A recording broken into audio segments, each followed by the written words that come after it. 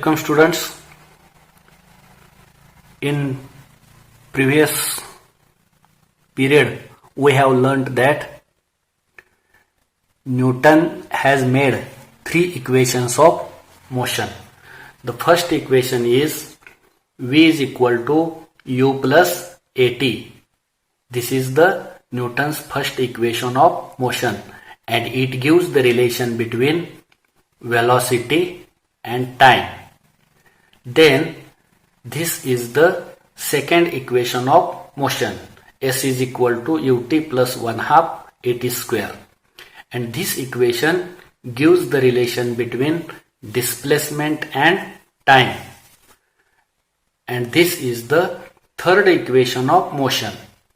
It gives the relation between velocity and displacement. Okay.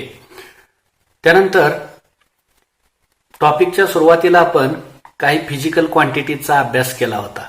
त्यातली पहिली physical quantity आहे distance, आणि या डिस्टन्सचं MKS किंवा SI युनिट आहे मीटर आणि CGS युनिट आहे सेंटीमीटर. त्यानंतर डिस्प्लेसमेंट, त्याचं SI युनिट आहे मीटर आणि CGS युनिट आहे सेंटीमीटर.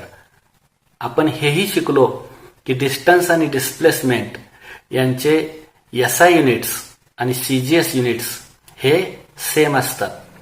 SI युनिटलाच MKS युनिट असं म्हणायचं आहे. MKS म्हणजे मीटर किलोग्रॅम सेकंड, आणि SI म्हणजे सिस्टीम इंटरनॅशनल, आणि CGS म्हणजे काय, सेंटीमीटर ग्रॅम सेकंड युनिट. ठीक, ओके. त्यानंतर आपण शिकलो speed is related with distance. Speed is related with distance, कारण स्पीड काढायचा फॉर्म्युला काय, speed is equal to total distance covered upon total time taken. त्यामुळं स्पीडचं SI युनिट काय आहे, मीटर पर सेकंड, आणि CGS युनिट काय आहे, सेंटीमीटर पर सेकंड. त्यानंतर वेलॉसिटीचं SI युनिट काय आहे, मीटर पर सेकंड, आणि CGS unit centimetre per second. आणि इथं काय झालंय, मग या स्पीड आणि वेलॉसिटी या दोघांचेही SI युनिट्स आणि CGS युनिट्स हे कसे आहेत, सेम. आणि वरती हे डिस्टन्स आणि डिस्प्लेसमेंट यांचे SI युनिट्स आणि CGS युनिट्स हे सेम आहेत. त्यानंतर नेक्स्ट टाइम. टाइमचं SI युनिट आहे सेकंड, म्हणून आपण इथं काय लिहिलंय, S म्हणजे सेकंड, CGS युनिट सेकंड. आणि ऍक्सेलरेशनची डेफिनेशन शिकलो आपण, the rate of change in velocity. त्याचं SI युनिट आहे मीटर पर सेकंड स्क्वेअर, आणि CGS युनिट आहे centimetre per second square. Okay. Now we have to study the examples depending upon these Newton's three laws of motion.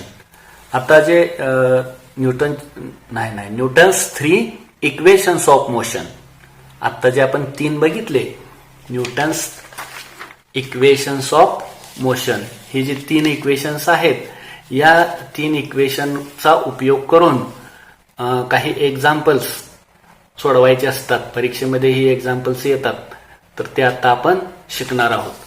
पहिले example आहे, an athlete is running on a circular track. म्हणजे एक धावपटू circular ट्रॅकवर, उदाहरणार्थ हा एक सर्क्युलर ट्रॅक आहे, म्हणजे वर्तुळाकार रनिंग ट्रॅक आहे, आणि त्याच्यावर एक ॲथलेट म्हणजेच धावपटू रनिंग करत आहे. He runs a distance of 400 meter in 20 seconds before returning to his original position. समजा त्याची ओरिजिनल पोझिशन ही आहे, तो इथून स्टार्ट केलं रनिंगला, आणि त्यानं एक राऊंड कंप्लीट केला, आणि त्याची फायनल पोझिशन, ओरिजिनल पोझिशन जी होती तीच त्याची फायनल पोझिशन. हे करत असताना त्याने किती डिस्टन्स कव्हर केलंय, 400 मीटर. म्हणजे हे टोटल डिस्टन्स किती आहे, 400 मीटर. आणि हे कव्हर करण्यासाठी त्याला टाइम किती लागलाय? 20 सेकंड. बरोबर. आणि प्रश्न 25 सेकंड्स. आणि प्रश्न काय विचारलाय? What is his average speed and velocity. तर एक्झाम्पल सॉल्व्ह करताना आन्सरमध्ये पहिल्यांदा गिवन थिंग्स लिहायच्या. त्यांनी आपल्याला काय काय दिलंय? गिवन काय लिहिलंय? Distance of 400 metre. त्यामुळं आन्सरमध्ये लिहायचं गिवनच्या खाली डिस्टन्स ट्रॅव्हल्ड.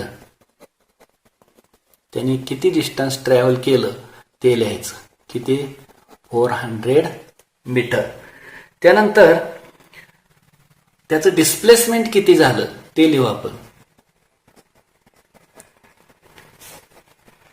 डिस्प्लेसमेंट कशासाठी पाहिजे आपल्याला?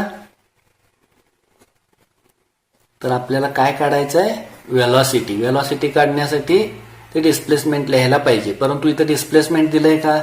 नाही. ठीक आहे. डिस्प्लेसमेंट कोणाला म्हणायचं आहे? The minimum distance between the starting point and finishing point. म्हणजे काय? सुरुवातीचा स्टार्टिंग पॉइंट हा आहे, तो इथून असा गेला आणि परत इथं येऊन थांबला. मग हे जे निघालेला पॉइंट आणि तो शेवटचा फिनिशिंग पॉइंट यातलं डिस्टन्स म्हणजेच किती आहे? 0. म्हणजे डिस्प्लेसमेंट किती आहे? 0 मीटर आहे. आणि डिस्टन्स 400 मीटर. डिस्टन्स म्हणजे काय? The path actually followed by an object is known as distance. ठीक आहे. त्यानंतर आपल्याला एक्झाम्पल मध्ये आणखी काय दिले? Total time. एवढं डिस्टन्स कव्हर करण्यासाठी त्याला लागलेला टाइम किती दिलाय? 25 सेकंड. त्यानंतर आपल्याला काम काय सांगितलंय? What is average speed. त्यामुळे खाली लिहायचं average speed is equal to question mark. आणि आणखी काय काढायचं आहे आपल्याला? व्हेलॉसिटी. त्या ॲथलेटची व्हेलॉसिटी. अशा 2 गोष्टी काढायच्या. ठीक आहे. पहिल्यांदा आपण काय काढूया? Average speed. मग ॲव्हरेज स्पीडचा फॉर्म्युला लिहूया. ॲव्हरेज स्पीड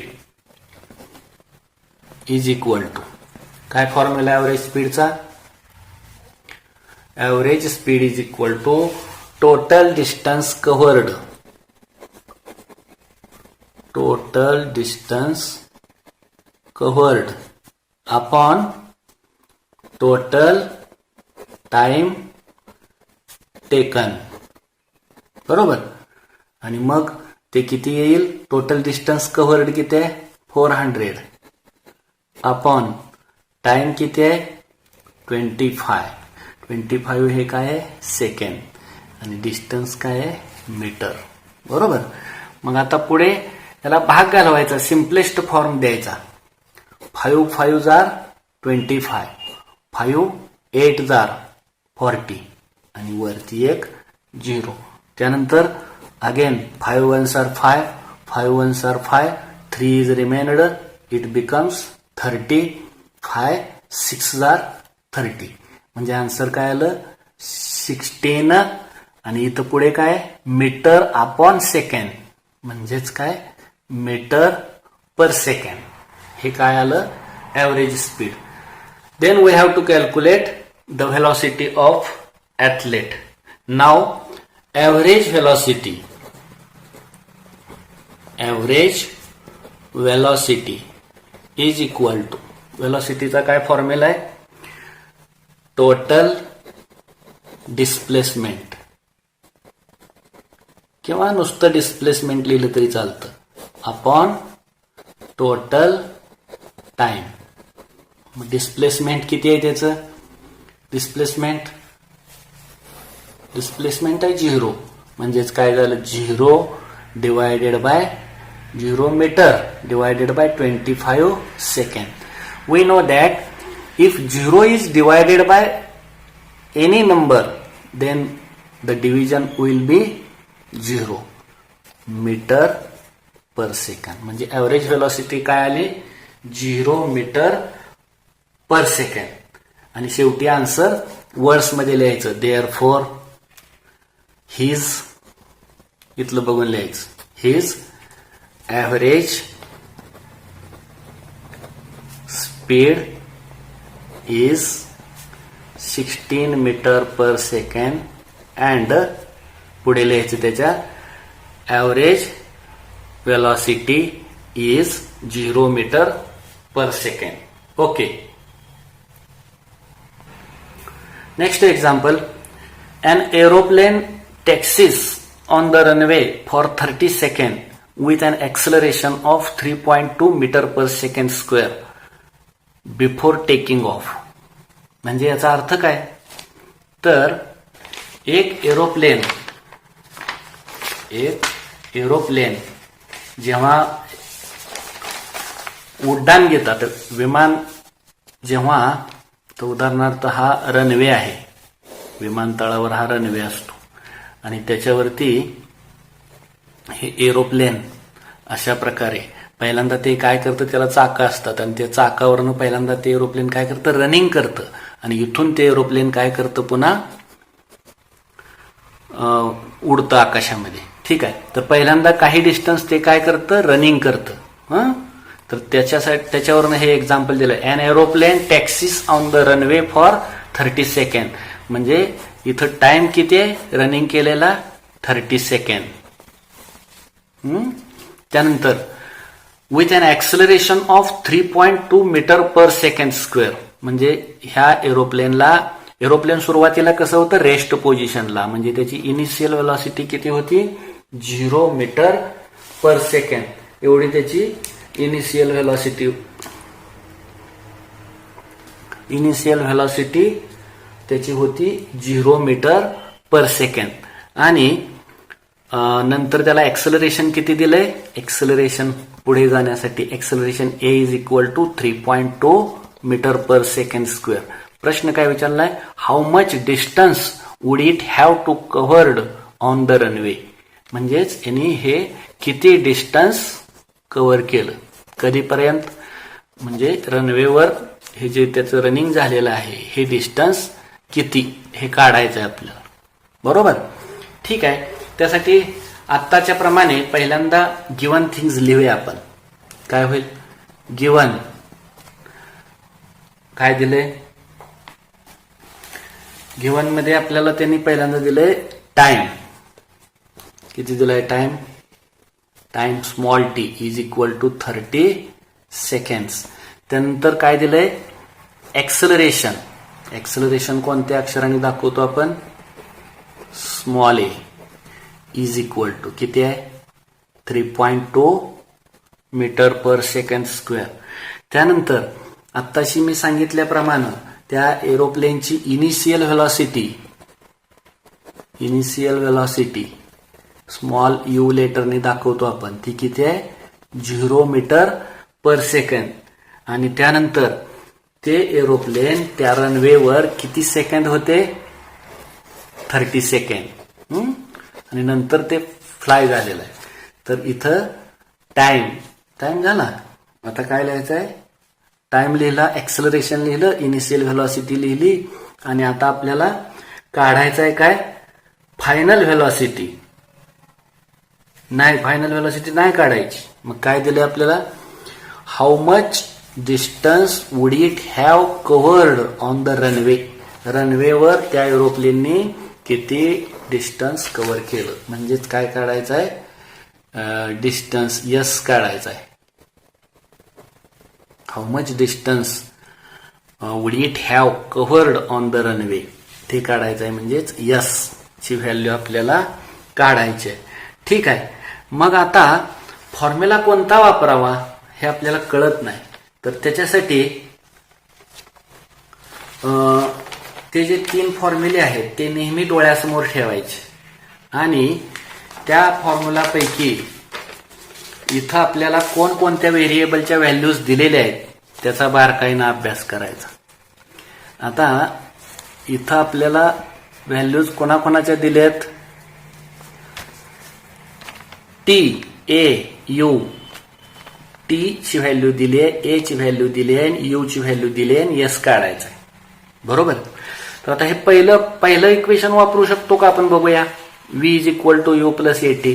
तर व्ही दिलेला पण नाही आणि काढायचा पण नाही, त्यामुळं पहिलं वापरायचं नाही. ठीक आहे. तिसरं बघूया आपण. V square is equal to u square plus 2as. आपल्याला व्ही दिलंय किंवा काढायचं आहे का? नाही. मग हे पहिलं पण नाही वापरायचं आणि तिसरं पण नाही. दुसरं बघा, एस लिहिलंय म्हणजे एस तुम्हाला काय करायचं आहे? काढायचं आहे. ओके. यू दिलाय, टी दिलाय, ए पण दिलाय आणि टी तोही दिलाय. म्हणजेच आपल्याला सेकंड इक्वेशन वापरायला पाहिजे. म्हणून आपण आन्सरमध्ये याच्या पुढे लिहायचं we have,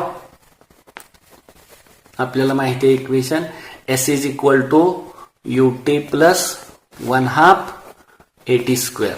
therefore s is equal to values put up करायच्या. यू किती आहे तुमचा? 0 multiply t 30 plus half a किती आहे? मल्टिप्लाय 3.2 इंटू टी स्क्वेअर म्हणजेच काय? 30 square. Therefore s is equal to 0 multiply 30 तर ते किती येईल? 0 प्लस पुढे आता इथं भाग घालू आपण 2 ने. याला 2 1s are 2 again 2 1s are 2, 1 is remained and it becomes 12. 2 6s are 12 म्हणजे किती आलं? 1.6 मल्टिप्लाय 30चा स्क्वेअर, 3चा स्क्वेअर 9 आणि एक 0 असल्यामुळं double 0. Therefore s is equal to, हे 0 सोडून द्या म्हणजेच हे किती आलं? 1.6 into 900. Therefore s is equal to, आता हे मल्टिप्लिकेशन करायची. मल्टिप्लिकेशन कशी करायची? तर 1.6 न 9 ला मल्टिप्लाय करायचं. 16 9s are 144 आणि पॉइंट इथं द्यायचा. बरोबर. परंतु वरती काय आहे? 2 zeros आहेत त्यामुळं 144 आणि त्याच्यावरती 2 0 आणि डेसिमल पॉइंट एका प्लेसने. म्हणजेच तुमचा आन्सर काय आलं? 1440. हे काय आहे? डिस्टन्स. आणि त्याचं युनिट काय आहे तुमचं? युनिट मगाशी आपण बघितलं होतं SI युनिट मीटर. आता एक असा आहे की दिलेला टाइम SI युनिटमध्ये, एक्सलरेशन SI युनिटमध्ये, व्हेलॉसिटी SI युनिटमध्ये. म्हणजेच तुमचं आलेलं आन्सर जे आहे त्याला युनिट तुम्ही काय द्यायचं? SI युनिट द्यायचं. जर समजा दिलेल्या जे व्हॅल्यूज आहेत सगळ्या त्यांचे CGS युनिट्स असतील तर तुमचं जे आन्सर येणार आहे याला ही युनिट काय येईल? CGS येईल. ओके, ठीक आहे.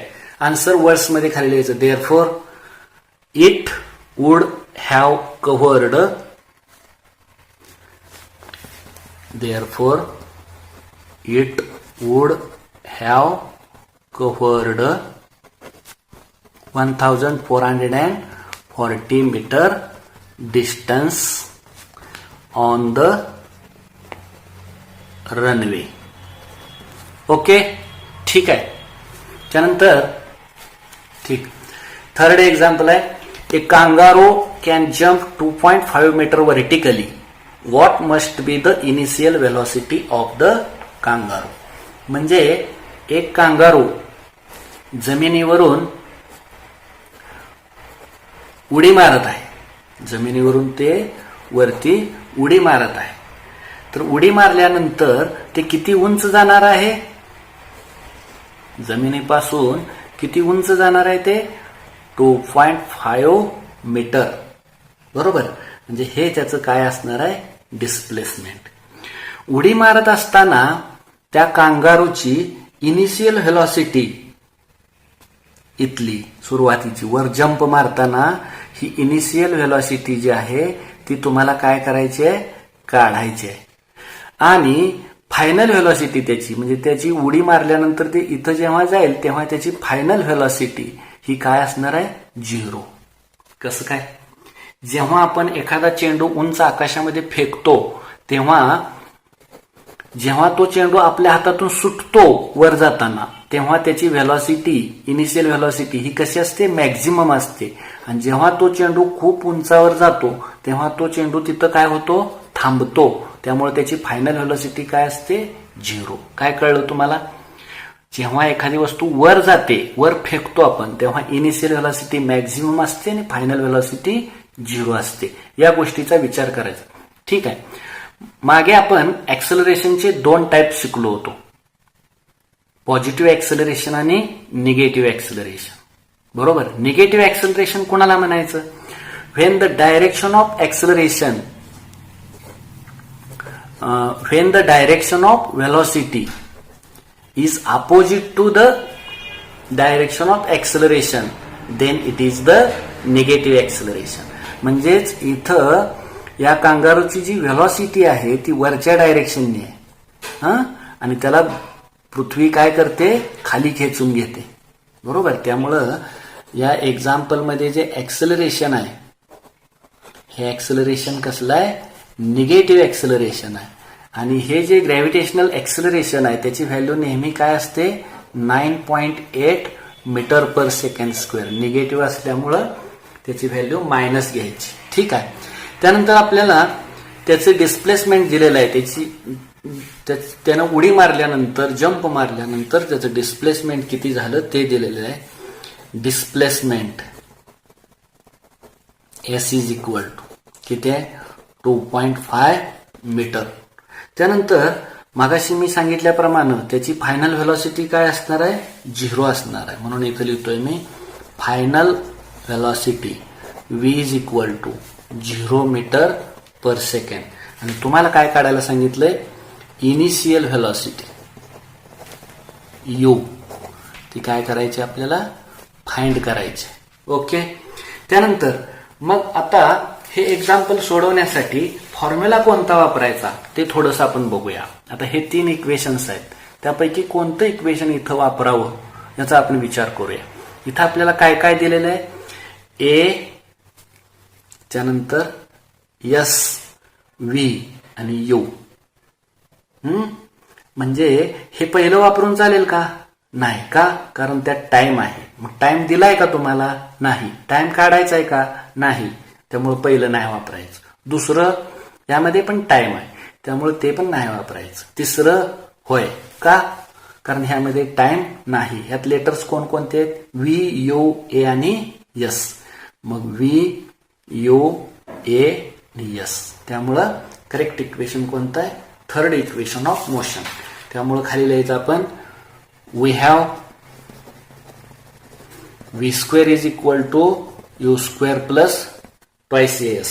आणि यामध्ये व्हॅल्यूज पुटअप करायच्या. देअरफॉर V ची value 0 square is equal to U ची व्हॅल्यू फाइंड करायची plus 2 multiply A minus 9.8 into S. The value of S is given to be 2.5. Therefore 0 square is 0 is equal to U square. पुढे आता ह्या तिघांची multiplication करायची आपल्याला. इथं multiply आहे, तिघांची मल्टिप्लिकेशन. आणि त्यातला एक नंबर कसा आहे? निगेटिव्ह आहे. Means this positive into negative will be negative. आता पुढे मल्टिप्लिकेशन करूया. हे 2 आणि 2.5 यांची मल्टिप्लिकेशन करूया. 2.5 इंटू 2 किती आलं? 50. डेसिमल पॉईंट राईट साईडने एका प्लेसने म्हणजेच किती आलं? 5.0 म्हणजेच काय? 5. पुढे 9.8 into this 5 multiplication. 5 8 jar 40, 5 9 jar 45, 45 and 4 49. आणि यामध्ये डेसिमल पॉइंट कुठं आहे? एका नंबरला आहे आणि तो कुठं आहे? उजवीकडून राईट साईडने एका प्लेसने आहे. त्यामुळे आन्सर हे येईल -49. मायनस कसं आलं लक्षात आलं? This plus into this minus is minus. Therefore आता हे जे -49 आहे ते लेफ्ट साईडला घ्या, इक्वल टू साईनच्या लेफ्ट साईडला. 49 is equal to u square i, that is u square is equal to 49. That is u is equal to plus minus 7. म्हणजे u ची व्हॅल्यू +7 असेल किंवा -7 असेल. परंतु u ही काय आहे? Initial velocity. मग व्हेलॉसिटी कधीही निगेटिव्ह नसते. म्हणून पुढे लिहायचं velocity can not be negative. Therefore u is equal to 7.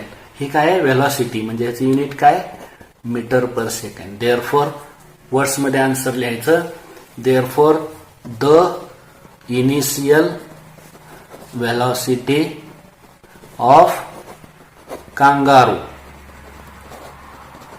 is u is equal to 7 meter per second. Okay. Next example, fourth example. A motorboat starts from rest and moves with uniform acceleration. Motorboat, पाण्यामध्ये motorboat असते, हे चाक नसतं, पाण्यामध्ये असते motorboat. समुद्रामध्ये वगैरे motorboat असते. ठीक आहे. A motorboat starts from rest means its initial velocity is 0 meter per second and it moves. इथं लिहितो मी given initial velocity u is equal to 0 meter per second. का बरं? Because it starts from rest पोझिशनला असल्यामुळे initial velocity 0. It moves with uniform acceleration. Okay. If it attains the velocity of 15 meter per second in 5 seconds, म्हणजेच त्या motor बोटची final velocity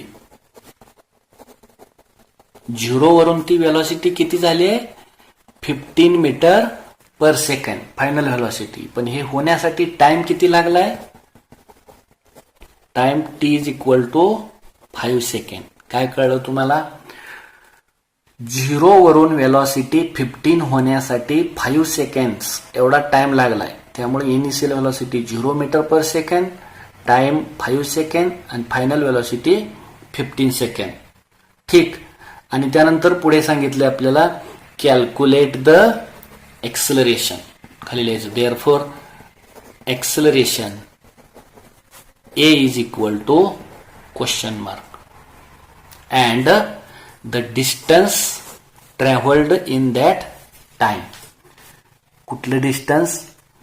तर 0 वरून त्याची velocity 15 metre per second होईपर्यंत जे distance cover केलेलं आहे ते डिस्टन्स काढायचं आहे. बरोबर. 0 वरून व्हेलॉसिटी 15 होत असताना किती डिस्टन्स कव्हर करावं लागेल ते आपल्याला काढायचं आहे. त्यामुळं त्याच्या खाली आपल्याला लिहावं लागेल यस. डिस्टन्सला पण यस म्हणायचं, डिस्प्लेसमेंटला पण यस म्हणायचं. ठीक. ते काढायचं आहे आपल्याला. मग काय करावं लागेल यासाठी? तर आपलं जे पहिलं इक्वेशन आहे फर्स्ट इक्वेशन ऑफ मोशन, ते काय होतं? First equation of motion v is equal to u plus at. हे फर्स्ट इक्वेशन आहे. बरोबर. पण हे इक्वेशन कशावरून तयार केलंय? तर ते ह्याच्यावरून तयार केलंय एक्सेलरेशनच्या डेफिनेशनवरनं. a is equal to v minus u upon t. आणि ह्यामध्ये आपण काय केलं होतं? ह्याचा डिनॉमिनेटर 1 आहे, म्हणजे असं क्रॉस मल्टिप्लिकेशन केलं होतं. मग ह्याची मल्टिप्लिकेशन केल्यावर काय झालं? v minus u is equal to 80. आणि पुढं काय केलं? हे मायनस यू राईट साईडला घेतलं, म्हणजे v is equal to u plus 80. आणि हे आहे फर्स्ट इक्वेशन. मग हे वापरण्याच्या ऐवजी आपण हे वापरूया ऍक्सेलरेशनचा formula. a is equal to v minus u upon t. हे एकच आहे. ठीक आहे. म्हणून तो फॉर्म्युला वापरूया ऍक्सेलरेशनचा. Acceleration a is equal to v minus u by t. Therefore मग ऍक्सेलरेशन काढायचं आहे आपल्याला इथं. Therefore a is equal to v minus u. v किती आहे तुमचा? 15 मायनस u किती दिलाय? 0 अपॉन टाइम किती आहे? 5. Therefore a is equal to 15 minus 0 subtraction 15 upon 5. Therefore a is equal to 5 ones are 5 threes are. म्हणजेच a ची value किती आली तुमची? 3 metre per second square. Metre per second square कसं काय? कारण ऍक्सेलरेशनचं युनिट काय आहे? SI युनिट आहे metre per second square, CGS unit आहे centimetre per second square. Okay, ठीक आहे. मग हे आलं ऍक्सलरेशन. ही एक झालं. तुम्हाला आणखी काय सांगितलंय? And the distance travelled in that time. मग हे डिस्टन्स ट्रॅव्हल्ड काढण्यासाठी न्यूटनचे जे 3 इक्वेशन्स आहेत त्यापैकी हे सेकंड वापरायचं. सेकंड इक्वेशन ऑफ मोशन कुठलं? S is equal to UT plus half AT square. हा फॉर्म्युला वापरायचा. मग तुम्हाला हे डिस्टन्स काढता येईल. पुन्हा खाली लिहायचं again comma S is equal to पाठ आहे आपलं UT plus half AT square.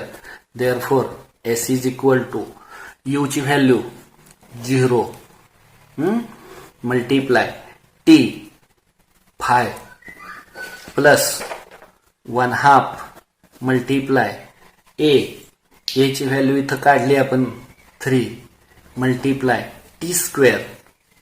T ची व्हॅल्यू किती आहे? 5 म्हणजेच 5 square. Therefore S is equal to 0 multiply something will be 0 plus हे असंच ठेवा 1/2 इंटू 3 इंटू 25 बरोबर. Therefore S is equal to 0 सोडून द्या. आता इथं हे 1 कुठं आहे? न्यूमरेटरला आहे. हे 3 पण न्यूमरेटरला आहे बरोबर. दिसत नाही का? ठीक आहे. काय सांगितलं? S is equal to 0 multiply 5. S is equal to U ची व्हॅल्यू काय आहे? 0. T ची व्हॅल्यू 5 प्लस 1/2 A ची व्हॅल्यू 3 इथं काढली आपण मल्टीप्लाय T स्क्वेअर. T दिलाय 5 square. Therefore S is equal to 0 multiply 5 0 plus 1/2 multiply 3 into 5 square is 25. Again 1 3 आणि 25 हे कुठं आहेत? न्यूमरेटरला आहेत आणि 2 कुठं आहे? डिनॉमिनेटरला आहे. Therefore 25 3s are 75/2. Therefore S is equal to 75 upon 2 सरळ डिव्हिजन करायची. 2 3s आर 6 पॉइंट नाही 2 7s आर 14 1 इज रिमाइंडर. आता पॉइंट घ्यायचा आणि इथं होईल 10. 2 5s आर 10. ठीक आहे. म्हणजेच हे डिस्टन्स किती आलं? 37.5. काय हे डिस्टन्स म्हणजे आन्सर वर्ड्स मध्ये कसं लिहायचं?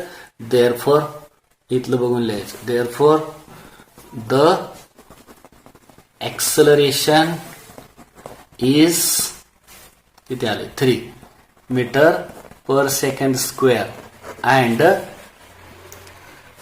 हे काय आहे? डिस्प्लेसमेंट म्हणजे इथं लिहिलं distance and distance is 5 metre. Okay. Next example 5.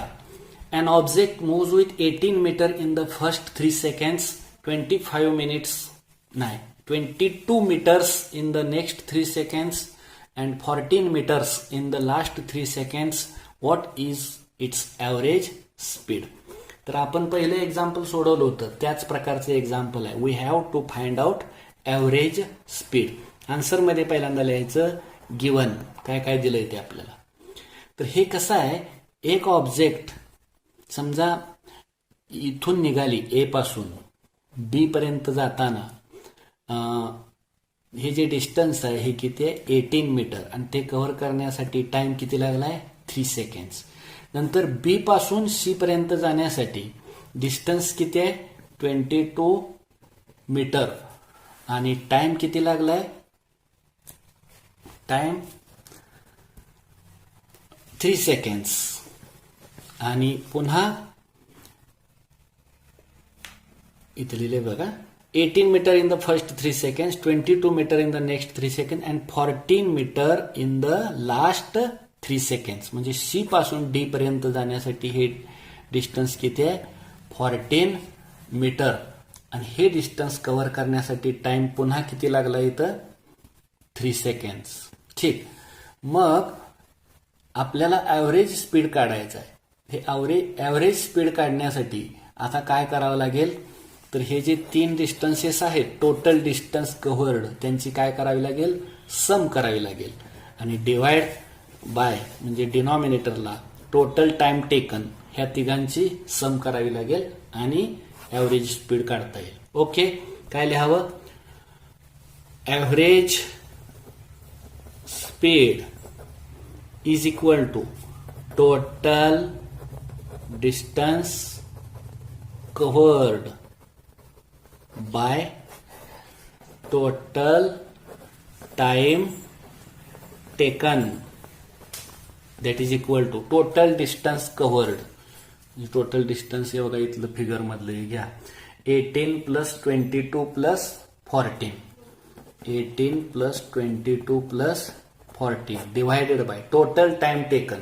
हा टाइम किती आहे, 3 seconds, again 3 seconds and 3 second, 3 + 3 + 3 that is equal to, sum करा, 18 + 22 + 14, 8 and 2 10 and 4 14, carries 1, 1 and 1 2, 2 and 2 4, 4 and 1 5, म्हणजेच किती आलं 54 divided by 9 that is equal to 9 6 54 आणि ह्याला हे काय आहे, स्पीड आहे म्हणजे ह्याचं युनिट येणार मीटर पर सेकंड. हे